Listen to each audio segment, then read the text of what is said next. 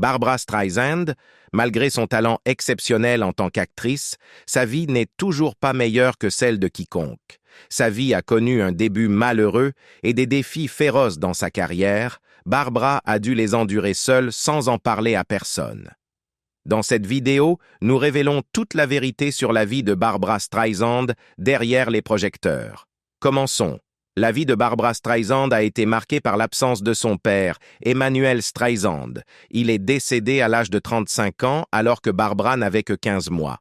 Pendant de nombreuses années, sa mère, Diana, leur a dit, à elle et à son frère, Sheldon, que leur père était mort à cause de trop de travail, ce qui avait provoqué une hémorragie cérébrale. Cependant, la vérité sur sa mort était bien différente. Selon le magazine People, Emmanuel avait en fait souffert d'un arrêt respiratoire probablement induit lorsque de la morphine a été injectée dans son cou pour arrêter une crise d'épilepsie. La mort prématurée d'Emmanuel a eu un impact profond sur Barbra et sa famille. Elle a exprimé lors d'une interview avec People en 1983 « J'ai toujours eu l'impression de n'avoir jamais eu de père. Il n'y avait même pas de photos de nous ensemble. Seulement ces livres dans la cave, attachés avec une corde. » Cette absence de son père la rendait différente de ses pères, et elle se référait souvent à elle-même comme « la fille qui avait une belle voix et pas de père ».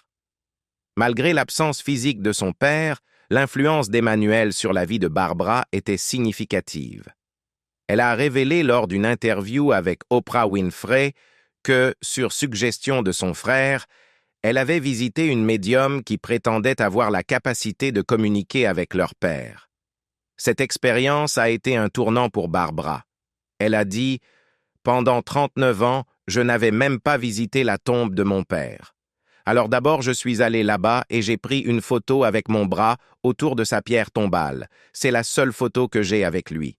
Ensuite, nous avons rencontré la femme et laissez-moi vous dire, la table bougeait. » Barbra se sentait totalement connectée à son père pendant cette expérience.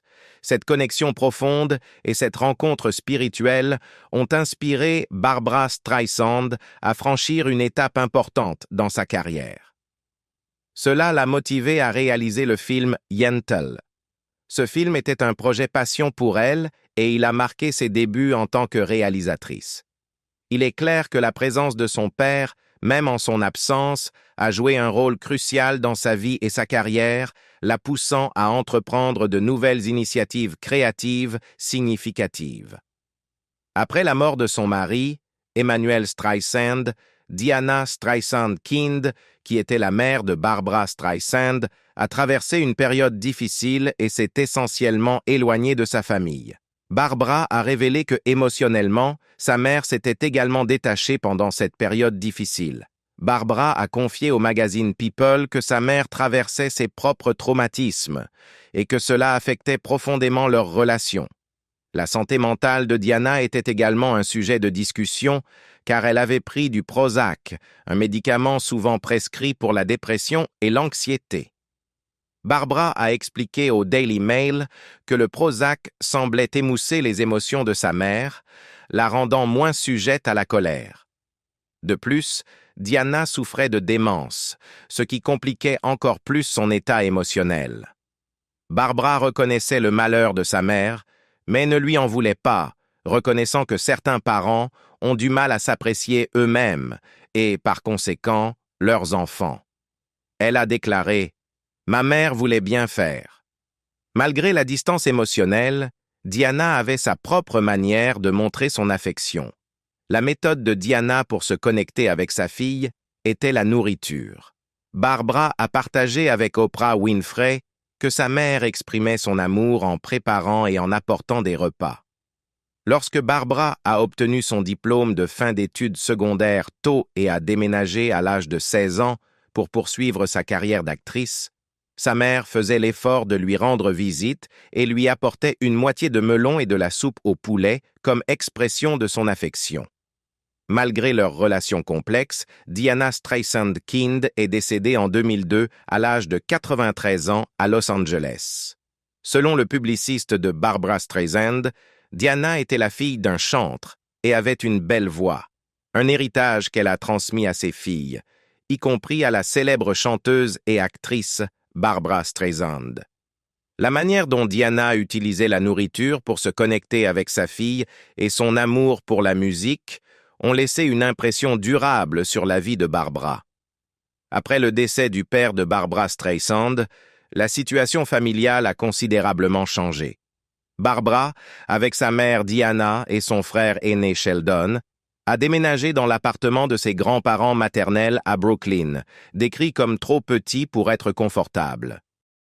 Selon le magazine People, l'appartement était si exigu que les grands-parents de Barbra partageaient une pièce et Barbra, sa mère et son frère en partageaient une autre, Sheldon dormant sur un lit de camp à côté d'eux. La famille n'avait même pas de salon, ce qui a marqué Barbra. Elle a mentionné à Oprah Winfrey que l'absence de canapé dans sa maison d'enfance pourrait expliquer pourquoi elle a développé une affection pour eux plus tard dans sa vie. Barbra a partagé davantage sur son éducation, disant « Je n'ai jamais eu une chambre à moi jusqu'à mes 16 ans. » Malgré des conditions de vie moins qu'idéales, elle parlait avec tendresse de ses racines à Brooklyn. Elle était profondément attachée à ses origines à Brooklyn et chérissait les souvenirs associés au quartier, notamment le théâtre Loew's Kings, le lycée Erasmus, l'école Yeshiva qu'elle fréquentait, l'équipe de baseball des Brooklyn Dodgers, Prospect Park et la délicieuse cuisine chinoise dans la région. Dans une déclaration avant un concert de retour à Brooklyn en 2012, rapportée par le New York Times, Barbra Streisand a exprimé son appréciation pour sa ville natale, déclarant « Brooklyn, pour moi, ce sont le Loew's Kings, Erasmus, la yeshiva que j'ai fréquentée, les Dodgers, Prospect Park, la délicieuse cuisine chinoise. Je suis tellement contente d'être originaire de Brooklyn, c'est terre à terre. Je suppose que vous pouvez rentrer chez vous. » Brooklyn occupait une place spéciale dans son cœur et faisait partie intégrante de son identité. Curieusement, c'est dans le petit appartement de ses grands-parents, situé dans la rue Pulaski à Brooklyn, que Barbra Streisand a découvert pour la première fois son talent de chant. Ce modeste début a finalement ouvert la voie à sa carrière remarquable et emblématique en tant que chanteuse et actrice. L'enfance de Barbra Streisand a pris un tournant inattendu lorsque sa mère, Diana, s'est remariée alors que Barbra avait seulement 7 ans. Ce qui était particulièrement troublant pour la jeune Barbra, c'est que sa mère ne lui a jamais réellement informé de ce changement de vie significatif. Barbra, lors d'une interview avec Oprah Winfrey, a mentionné « Ma mère ne m'a jamais vraiment dit qu'elle s'était remariée. » Ce manque de communication a eu un impact durable sur Barbra, lui causant une aversion pour la malhonnêteté. Elle a déclaré « Je suis convaincue que c'est pourquoi je ne supporte pas qu'on me mente. Je peux accepter n'importe quelle vérité, juste ne me mens pas. » Le nouveau mari de Diana, Lou Kind, est arrivé dans leur vie sans avertissement, et il semble qu'il n'avait pas une relation chaleureuse ou acceptante avec la jeune Barbra. Malgré les efforts de Barbra pour obtenir son approbation et son affection, il semblait activement la désapprouver. Elle a fait des tentatives sincères pour être proche de lui, allant même jusqu'à l'appeler « papa », et veillant à son confort en lui apportant ses pantoufles le soir lorsqu'il rentrait à la maison. Elle ramperait même sur le ventre pour éviter de passer devant la télévision lorsqu'il regardait la lutte. Cependant, ses efforts étaient vains, comme l'a expliqué Barbra à Oprah Winfrey. Mais est-ce qu'il m'aimait? Pas du tout. Le frère de Barbra, Sheldon, partageait un sentiment similaire à l'égard de leur beau-père, Lou Kind. Il décrivait Kind comme étant particulièrement dur envers Barbra, racontant comment Kind la mettait souvent en opposition avec sa demi-sœur, Roslyn, née du deuxième mariage de leur mère. Les moqueries et les comparaisons de Kind rendaient la vie difficile à Barbra, car il soulignait continuellement à quel point elle était ordinaire comparée à sa demi-sœur. Cette relation tumultueuse avec son beau-père et les défis émotionnels qu'elle présentait auraient un impact durable sur la vie de Barbra Streisand et sur ses relations. Le parcours vers la gloire de Barbra Streisand a été marquée par un conflit entre ses aspirations et les désirs de sa mère. Même à un jeune âge, Barbara faisait preuve d'un talent indéniable et d'un fort désir de devenir actrice. Elle avait une passion pour le spectacle. Cependant, sa mère, Diana, avait d'autres projets pour l'avenir de sa fille.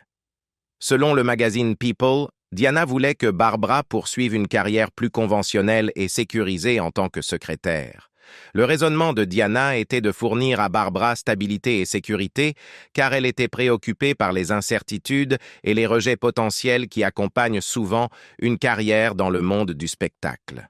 Lors d'une interview avec Oprah Winfrey, Barbara a révélé que sa mère ne l'encourageait pas activement à devenir actrice, peut-être pour la protéger des difficultés et des revers de l'industrie du divertissement. Diana n'avait pas de grandes espérances quant au succès de Barbara et n'a jamais cru qu'elle atteindrait la gloire. Cependant, Barbara a ensuite compris que l'hésitation de sa mère à soutenir ses aspirations créatives était plus profonde que simplement sa préoccupation pour son bien-être. Elle a réalisé que Diana était également envieuse de son succès. Dans un moment poignant lors de Noël, alors que Barbara jouait dans Funny Girl, les émotions de Diana ont débordé. Barbara a rappelé l'incident à Winfrey, disant que Diana est devenue émotive, a fermé les yeux et a demandé en larmes « Pourquoi Barbara reçoit-elle tous les cadeaux? Où sont mes cadeaux ?» C'était le moment où Barbara a réalisé que sa mère avait ses propres rêves de gloire et de succès. Malgré ses conflits et les lacunes de sa mère, Barbara lui a finalement pardonné. Lors d'une conversation avec le Daily Mail en 2018, elle a partagé sa compréhension des désirs de sa mère et de la jalousie qu'elle ressentait. Barbara a reconnu que Diana avait ses propres aspirations, y compris le désir d'être chanteuse, et que la jalousie qu'elle manifestait était le résultat de ses rêves inaccomplis. Cette révélation a permis à Barbara de trouver un certain niveau de pardon et d'empathie pour les sentiments et les actions complexes de sa mère.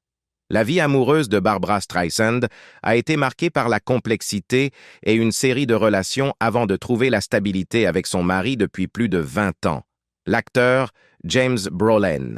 Son premier mariage a été avec l'acteur Elliott Gould, une union qui a duré de 1963 à 1971. Le couple a eu un fils ensemble nommé Jason. Cependant, leur mariage a rencontré des défis et ils se sont finalement éloignés. Dans une interview avec People, Gould a partagé que Barbara lui avait demandé pourquoi leur relation avait échoué. Il a expliqué qu'ils n'avaient pas évolué ensemble, principalement parce que la carrière florissante de Barbara prenait le dessus et devenait plus importante que leur relation. Malgré les difficultés, Gould a reconnu le lien unique qu'ils partageaient et le succès rapide qu'ils avaient obtenu, soulignant que « il y a toi, moi et notre enfant ». Selon une source, la rupture entre Barbara Streisand et Elliott Gould était due à une rumeur d'affaires impliquant Omar Sharif. Streisand avait initialement été choisie dans la production de Broadway de Funny Girl, où elle incarnait Fanny Brice, et elle a ensuite remporté un Oscar pour avoir repris le même rôle dans l'adaptation cinématographique de 1968. Cependant, le film n'a pas seulement attiré l'attention pour ses récompenses, il a également suscité un intérêt important en raison des drames sur le plateau, en particulier la romance présumée entre Streisand et Sharif. Dans Funny Girl, Sharif et Streisand jouaient les personnages de Nick Arnstein et Fanny Brice, qui s'engagent dans une romance à l'écran. Cette histoire romantique s'est également étendue hors écran, car le petit-fils de Sharif a plus tard révélé que son grand-père avait des sentiments profonds pour Streisand et parlait d'elle avec tendresse. Sharif, dans des interviews, a avoué être épris de Streisand au point qu'il était prêt à apporter d'importants changements dans sa vie pour elle, y compris envisager une conversion au judaïsme. Cependant, il a fixé ses limites à ne pas déménager à New York, ce qui souligne la complexité de leur connexion. Il décrivait ses sentiments pour Streisand comme intenses, mais notait également son excentricité. La liaison entre Streisand et Sharif était loin d'être universellement soutenue. À l'époque, Streisand était mariée à Elliot Gould, ce qui signifiait que l'affaire devait être gardée secrète. La relation a également rencontré des défis supplémentaires en raison des tensions politiques internationales. La romance fictive entre Sharif, un Égyptien, et Streisand, une femme juive, était considérée comme controversée, entraînant l'interdiction du film dans certaines salles de cinéma internationales. Le Los Angeles Times a même rapporté que leur baiser à l'écran était si provoquant que Sharif risquait de perdre sa citoyenneté égyptienne. La liaison entre Streisand et Sharif, combinée au contexte politique mondial, a créé un chapitre tumultueux et controversé dans la production de Funny Girl. Cela rappelle comment les relations personnelles et les perceptions publiques peuvent se croiser dans le monde des célébrités avec des conséquences importantes. Barbra Streisand a également eu des relations médiatisées avec d'autres personnalités notables. Elle a fréquenté l'ancien Premier ministre canadien Pierre Trudeau et a eu une relation tumultueuse avec John Peters, un coiffeur et producteur.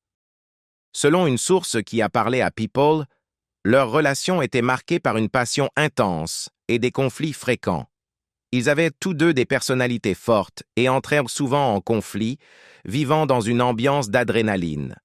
Apparemment, ils en sont même venus à la violence l'un envers l'autre pendant leur relation.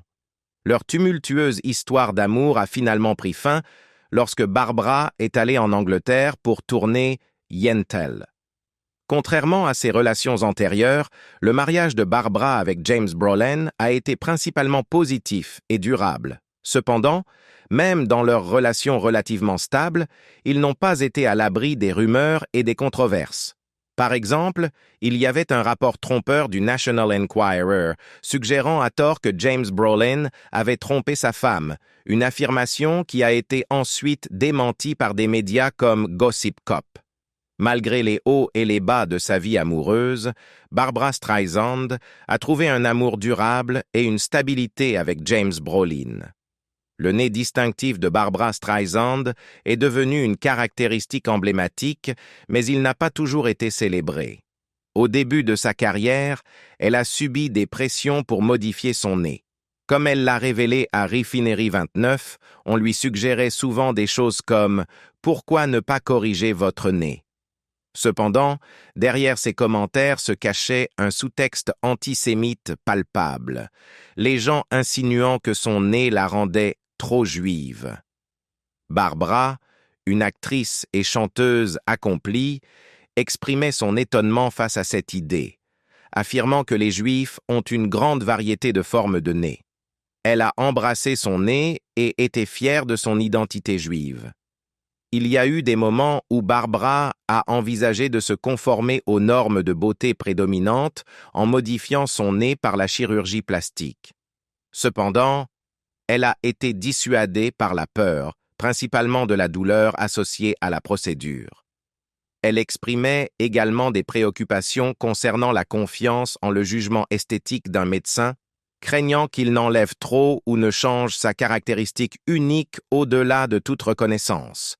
Elle partageait ses pensées avec Oprah Winfrey, expliquant ses réserves quant à subir une opération pour modifier son nez. Au final, Barbra Streisand a décidé de ne rien changer à son nez, bosse comprise. Elle est restée résolue dans son choix, exprimant sa satisfaction avec son nez distinctif. Elle a partagé avec Oprah Winfrey qu'elle aimait son nez sous certains angles et appréciait ses caractéristiques uniques, y compris la bosse. Sa décision de ne pas altérer son nez est devenue un témoignage de sa confiance en soi et de son authenticité. Et c'est une caractéristique que beaucoup de ses fans apprécient et admirent. Malgré son immense talent et sa renommée, Barbra Streisand a dû lutter contre le trac et l'anxiété de performance tout au long de sa carrière. Lors d'un segment de Carpool Karaoke sur The Late Late Show en 2018, l'animateur James Corden s'est renseigné sur son trac et a demandé si elle ressent toujours de la nervosité.